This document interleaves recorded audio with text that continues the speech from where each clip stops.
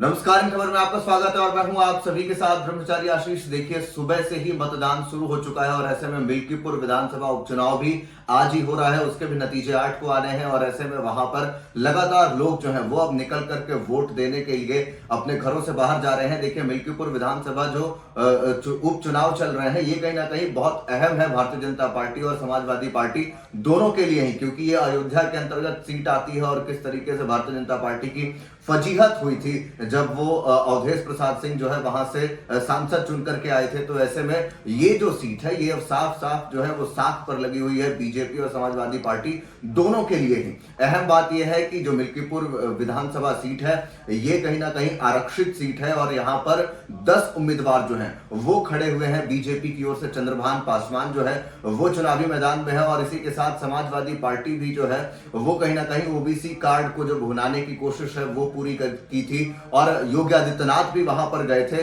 आपने देखा होगा किस तरीके से अवधेश प्रसाद सिंह जो सांसद हैं अयोध्या के, उनकी भी जो है एक रुदन वाली जो वीडियो है वो सामने आई थी। किस तरीके से एक दलित बेटी की पहले रेप हुई थी, फिर उसके बाद उसकी हत्या हो गई थी। उसको लेकर के जो चुनावी माहौल था वो गरमाया था और वहां पर आपको बताते चले कि 3,70,000 मतदाता जो हैं वो कुल मिल्कीपुर विधानसभा सीट में लगभग इतने ही मतदाता हैं और ऐसे में आज ही ये निर्णय होगा कि आखिरकार वहां पर जीत किसकी है। मगर ये सीट बहुत अहम है दोनों ही दलों के लिए, भारतीय जनता पार्टी के लिए भी और समाजवादी पार्टी के लिए भी, क्योंकि ये दोनों ही दल कहीं ना कहीं उस सीट के लिए अपने दावेदारी जो है वो ठोक रहे हैं। और अब की बार ये देखना होगा कि क्या भारतीय जनता पार्टी अयोध्या का बदला मिल्कीपुर विधानसभा सीट पर लेती है या फिर समाजवादी पार्टी का दबदबा आज भी वहां पर कायम है। तो ये तमाम चीजें जो हैं वो अब वहां पर देखनी होंगी। 10 उम्मीदवार जो हैं वो कुल उतरे हुए हैं। बहुजन समाजवादी पार्टी की बात करेंगे, देखिए बीएसपी ने चुनाव लड़ने से मना कर दिया,